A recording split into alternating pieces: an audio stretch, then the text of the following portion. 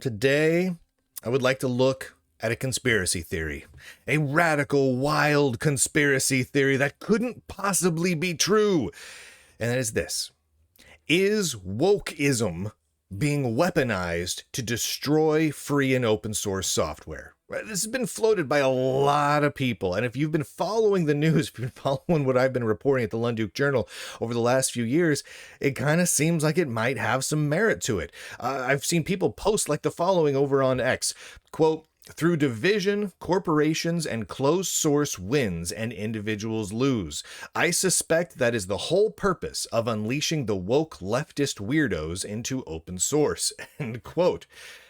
And there's enough meat on these bones that it's worth looking at. Is wokeism, is DEI, and all of those related ideologies, tools, and ideals, are they being weaponized with the purpose of destroying free and open source software? Let's look into this, right? Let's look at it. Let's be as objective as possible, and let's really think about if this is something that could be happening. And in order to do that, I want to ask a few questions.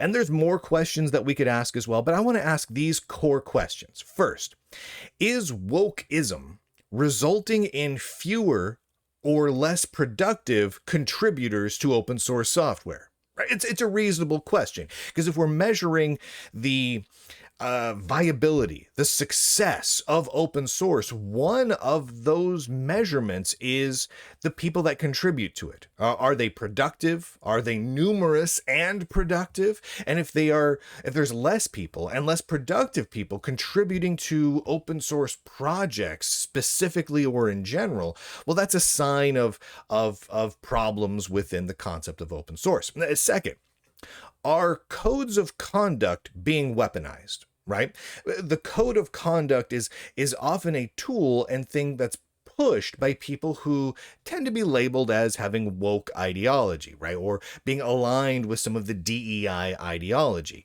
So is that tool being weaponized, right? Is it legitimately being used to help projects and cause more and more productive contributors, or is it being weaponized against people? And now, number three, is wokeism being pushed by those in power? And this is a critical part of the theory, because if it's not being pushed by those in power, well, then it's not a very good conspiracy theory if people in power aren't pushing it, right? So is that happening? Number four, is wokeism being pushed with the goal of fundamentally changing free and open source software? I mean, that's an important thing. Like, is there a clear, obvious goal?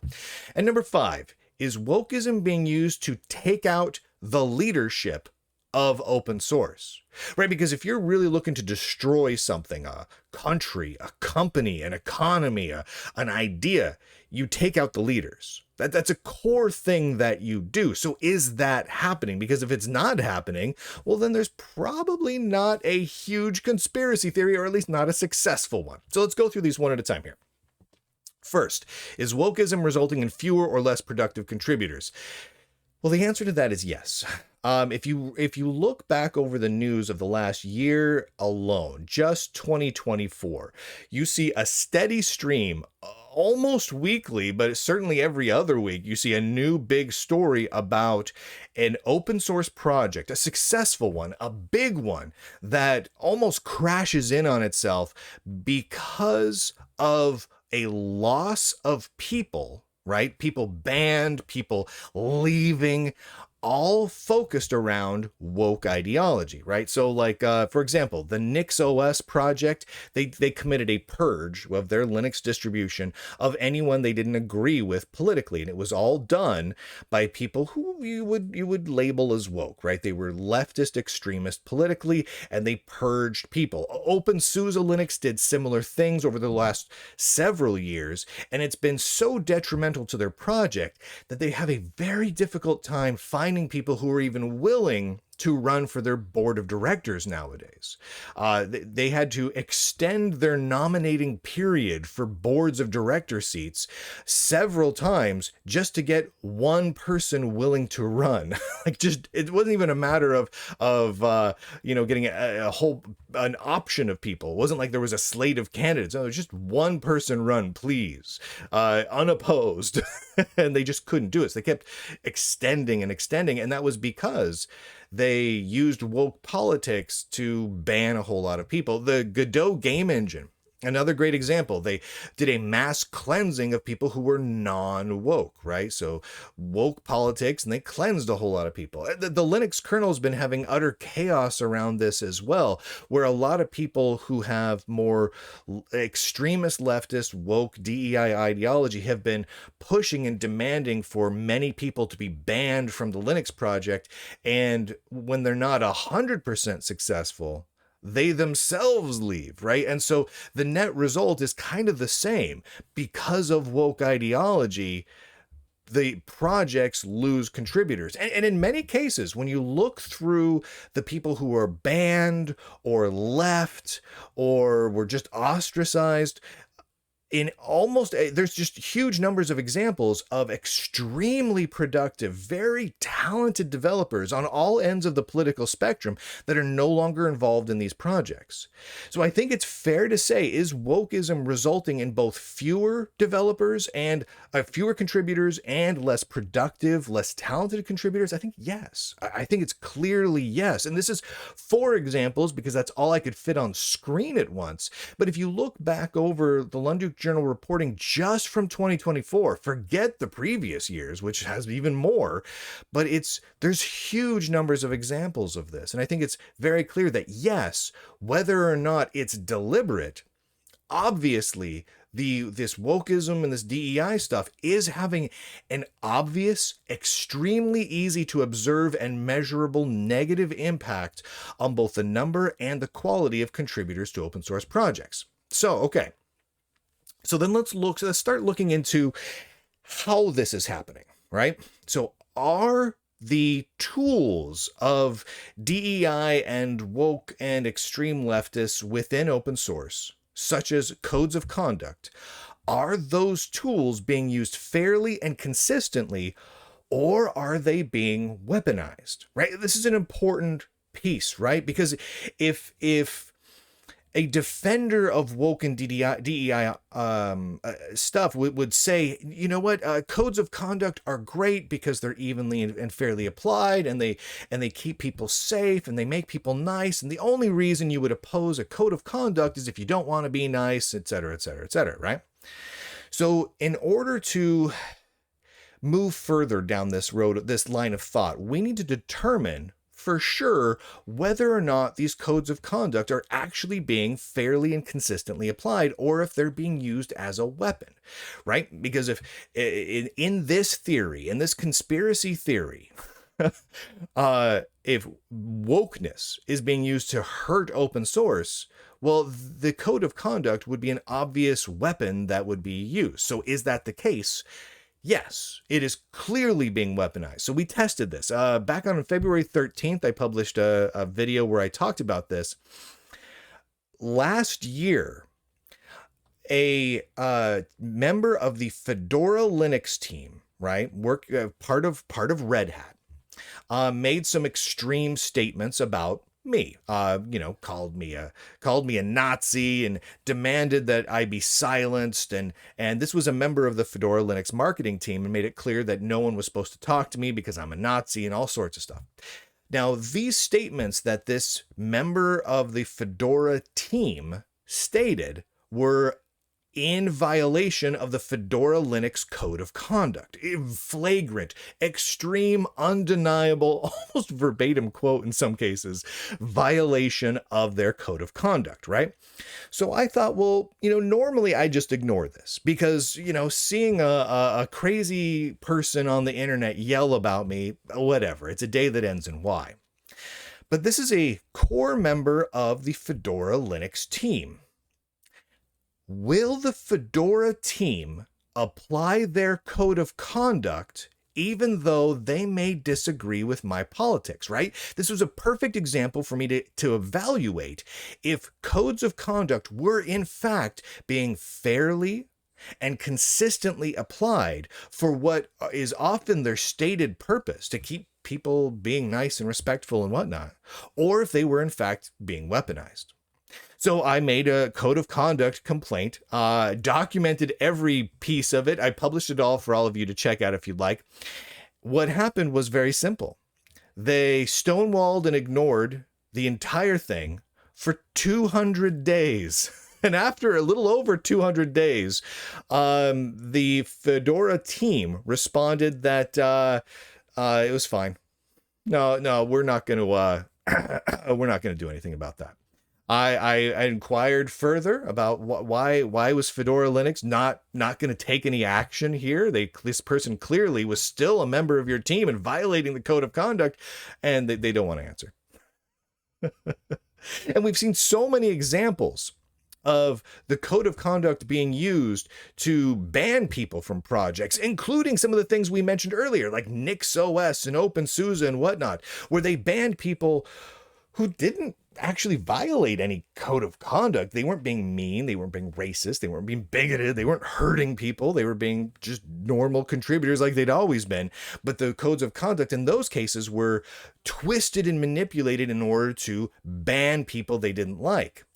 But when there was clear, obvious violations, but the violations were against people they politically didn't like, they do not apply those codes of conduct. So are codes of conduct being inconsistently, unfairly applied and being weaponized? And I think the answer is obviously yes. These tools of wokeism and DEI are being weaponized. Okay, so straightforward. So then here's a big question. Is wokeism being pushed by those in power? And this is an important question. It's a critical question. And once again, the answer is yes, overwhelmingly pushed by those in power. DEI and woke politics are regularly being funded, advocated for, and pushed in a very big way by those in the highest levels of power in the computing world. Apple basically strong-armed their shareholders just this last month into voting to allow Apple to continue extremely racist and sexist DEI hiring practices. Microsoft spends millions of dollars in their research division studying pronouns in software and pushing and paying for little children to get sex change operations and pushing all sorts of other very woke, very DEI related things. The same is true over at IBM and Red Hat. We've got multiple lawsuits against them right now because of their woke and DEI hiring practices. Over and over and over again, we see numerous examples of those in power pushing this agenda. We see this being pushed at the Linux Foundation. We see it coming out of Microsoft, coming out of Google, on and on and on. So yes, wokeism is being pushed by those in power. That's a clear thing that's happening. All right. Now, is wokeism being pushed with the goal, though, of fundamentally changing free and open source software? And this is an important one once again. Is the stated goal to change open source and free software? And yes, yes, it is. So here's something that's worth thinking about. When we talk about wokeism, DEI, and codes of conduct within open source organizations, almost all of them, according to this, 9 out of 10 of the largest open source projects, utilize something called the Contributor Covenant. The Contributor Covenant is a covenant, a code of conduct that is put out by the Organization for Ethical Source, a man who believes he is a woman named Corey MK, who created this with the stated goal of this was centering shared values of diversity, equity, inclusion, and justice in open source, and the elimination of meritocracy in open source. This goes so far as to being published by the same individual, something known as the Post-Meritocracy Manifesto. where, quote, meritocracy has consistently shown itself to mainly benefit those with privilege, to the exclusion of underrepresented people in technology. The idea of merit is in fact never clearly defined. Rather, it seems to be a form of recognition and acknowledgement that this person is valuable insofar as they are like me. Delusional, crazy. And of course, everyone knows what merit is. But the purpose of the Contributor Covenant Code of Conduct was multifold. One was to eliminate merit and meritocracy within open source. Stated purpose. Now, this is not my feelings on the matter. This is simply the stated goal in the manifesto. They literally, this guy literally published a manifesto. And I could ignore the crazy ravings on a manifesto of some crazy guy easily, right? We could just ignore it. However, this particular creator covenant has been contributor covenant is now reused by the Linux Foundation. And again, 9 out of 10 of the largest open source projects in the world. And you see that when you start looking through all of the projects where you see mass bannings of people for not being woke enough, etc. They almost always, with very few exceptions, use this contributor covenant code of conduct. They adopt it, they encourage it, and many of the big tech companies that we just talked about also encourage it. Not all, but many of them do. Microsoft does for sure. So yes, wokeism is being pushed with the goal of fundamentally changing free and open source software. That's the stated goal. Now, was wokeism used to take out the leadership of open source? And this is another pivotally important question, at least if we're going to talk about whether or not a conspiracy theory is being successful, right? If the conspiracy is being successful, they're probably going to take out the leadership of the thing they're trying to destroy. And the answer to that, to whether or not the leaders are being taken out, is yeah. Obviously. I mean, we've been watching it in the news for quite some time. In fact, I just reported in depth on this yesterday, but the most prominent members of the free and open source world, the legends of free and open source software, the people who created the Free Software Foundation, the OSI, the Linux kernel, Mozilla, JavaScript, all of it. Yeah, they regularly are attacked and banned and ostracized by people who push woke and DEI politics. The same people who advocate for the creator covenant, the contributor covenant. I keep saying that wrong. The contributor covenant code of conduct. The same people who tend to be funded by those same big tech organizations.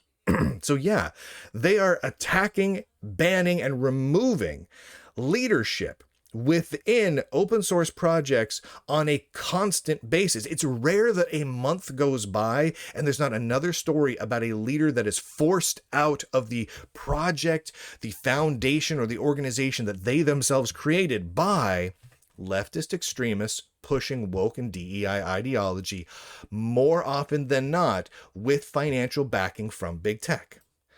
So again, let's come back to this here. The questions: is wokeism resulting in fewer or less productive contributors? Yes. Are codes of conduct being weaponized? Yes. Is wokeism being pushed by those in power? Yeah, it is. They're very happy and proud of it. They announce it. They have PDFs and spreadsheets and they talk about it at conferences. They're very, very proud of it. Yes, absolutely. Is wokeism being pushed with the goal of fundamentally changing free and open source software? Again, yes. And they're proud of it. They announce it with literal manifestos. And is wokeism being used to take out the leadership of open source? Well, yeah. So the answer to all of the questions that we've asked so far is overwhelmingly doy. Obviously, to a ridiculous degree, it is easy to prove that yes, all of that is happening. So one final question. Do people want the wokeism?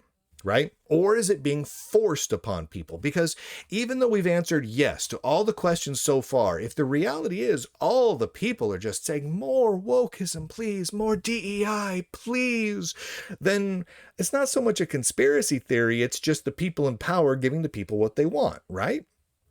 So is that the truth? Are people wanting the wokeism? Well, we actually have really good studies on that as well. Back in July, Fedora and Red Hat, right?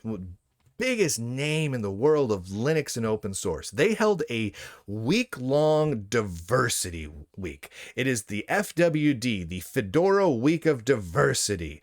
And they held this, so they held this back in June of 2024. They managed, and again, this is a huge corporation. Red Hat has 19,000 employees, and they're a division of IBM, which has even more, and they work directly with other companies, which have hundreds of thousands of employees. They managed to get 44 people to show up for a few minutes. 44 people. After you subtract the people that were presenting these diversity topics and these woke DEI topics, you have, maybe 20 people that actually showed up and showed any interest in this whatsoever. What does this tell us? This tells us that nobody wants it. Even when it's their job, they don't show up to diversity events if they can avoid it. 44 people, employees, showed up, and this was publicly available. Everyone in the whole community could join this thing, right? Every contributor to Fedora, every random journalist could join this, right? So all the journalists, all the tech journalists who love the woke stuff and write articles about how horrible people are who don't love the DEI stuff. People have, like at the Register, who regularly write articles about how it's great that IBM and Red Hat are super racist and also Trump is evil, right? Those sorts of people, you'd think they would love a diversity event. They didn't show up. No one showed up. 44 people in total showed up. I watched. I was one of them. So I showed up because I was reporting on the gosh darn thing, and it was hilarious. It was hilarious. They had Q&A segments that were the most brutal thing I ever saw. Their most viewed, most attended session, they held it. It was about 40 minutes long, and at the end they had a 20-minute block set aside for questions and answers.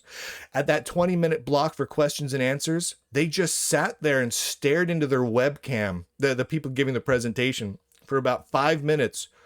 Does anybody have a question? Is there any questions? No questions, so they closed early because no one had any questions or comments or suggestions or applause. Nothing at all, which leads me to believe a couple people inside of Red Hat probably turned the stream on to say they were doing it and just walked away because nobody cared. So do people want the wokeism, or is it being forced upon them? It's being forced upon them.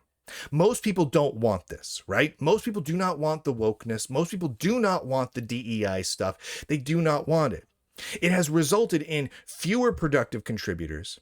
They have been attacking and removing open source leaders. They've been using weaponized tools like the codes of conduct. It is being pushed by a small number of radicals combined with corporate management and some of these big tech companies, and their stated goal of those radicals, and that agreed with by those big tech companies, is to end meritocracy and force most people out of open source. The stated goals.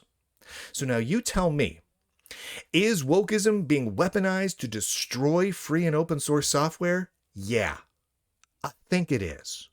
In fact, I would say obviously it is, to an extreme degree. Now, we're not getting into today the reasons why they might be looking to destroy open source software, but I will say this. There's a lot of big tech company money behind a lot of these pushes. The Linux Foundation alone receives $250 million from big tech corporations like Microsoft and Oracle and many others to push exactly this, the Contributor Covenant Code of Conduct and the concept of being in a post-meritocracy world. And this is happening. So yes, wokeism is being weaponized to destroy free and open source software. I don't think we can say that this is a conspiracy theory at this point. This is simply a conspiracy. I don't even know if you can say it's a conspiracy. It's just a thing that's happening. It's a tactic. It's a group of individuals waging war openly, in the open, against the concept of free and open source software and looking to fundamentally change it and remove the vast majority of people from it.